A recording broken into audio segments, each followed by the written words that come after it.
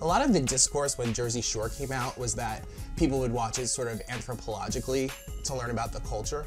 I wonder if the same could be said for Drag Race, that you're really giving us a view at this underrepresented group. I think you're right on target with that, because we get to see and study the tenacity of the human spirit. And it's the same reason I think the documentary Paris is Burning is so fascinating, because here are these people who have been disenfranchised by society, and you know, they've taken their status and said, you know what, I'm going to do something with it still. You're still not going to extinguish my light. And it's fascinating to watch.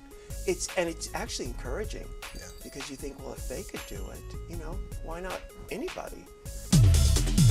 Paris is Burning is my second favorite movie of all time. Oh, you listen, if you watched our show, you know, because drag has carte blanche to sample everything, I am sampling Paris is Burning. I'm doing Painted Babies, the child pageant, the mother of all child pageant documentaries. I'm doing, obviously, Elvira and Mommy Dearest. Probably a few other Faye Dunaway movies thrown in there. So it's a culmination of all those influences. I think at one point, I say something on an episode I saw recently where I say, if I had the dollars, and you know, nobody, it's only for my own entertainment, but that's a reference to Pepe La Beja in Paris is Burning. Nice, yeah. I feel like that with references, like, as long as they work functionally, it's fine to slip them in there for people who will get it, you know? But you know what's funny about Paris is Burning is, like, rewatching it recently, I realized that the lingo, the drag lingo, hasn't changed in like 25 years. Isn't that crazy to you? Because it's so based on fashion and now and... It is crazy. I mean, you know, I feel like gay culture has kind of sort of hit a glass ceiling and there's no Danny Thomas joke in there at all, but I feel like it's hit a glass ceiling in, and I don't know why. You know what, actually, you know what, I have a theory. I think that it probably has to do with our culture's inability to accept femininity in men. And I think you see this glass ceiling in fashion, in art, in all forms of expression. If our culture were able to accept femininity in men, it would be able to move beyond that, because it's stuck. And I think with gay people too, I think that gay liberation is in the hands of gay people. When gay people feel they can accept themselves, then it will move further. You don't look to Washington or outside of yourself to change anything. That won't work. It's an inside job. It starts inside. Yeah. You've been mainstream for almost 20 years now. What has it been like watching gay culture from your vantage point?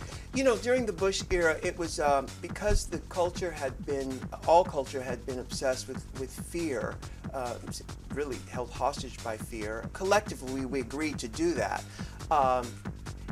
Gender issues had to go underground.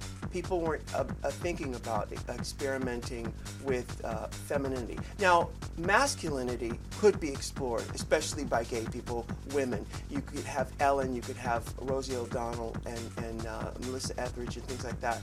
But men using femininity as a palette, as a venue in a masculine-dominated culture is like an act of treason. And when that culture is, you know, engaged in this fear obsession, it has to go even further underground. So in my lifetime, I've seen it, you know, I've lived through the 70s, and there was this great, you know, surge of experimentation, and then it had to go underground again. And then when I came about in the early 90s, you know, there was a little window, I think during the Clinton sort of administration, there was a little window, and I snuck through there. And then it closed immediately again.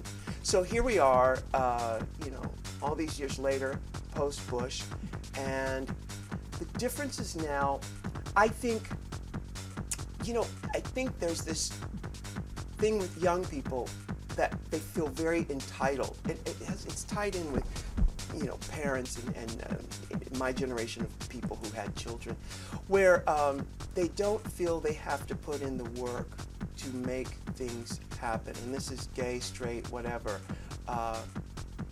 There's this instant fame that people feel they deserve, and it creates, I think, this ruthlessness. I live in LA and New York, and when you drive around LA, you can taste the ruthlessness behind the wheel of cars, because people they're not in their own bodies. They are not connected to us as a whole, as an energy force. They are separate from one another. So I think that's the major difference in not just gay culture, but in culture in general.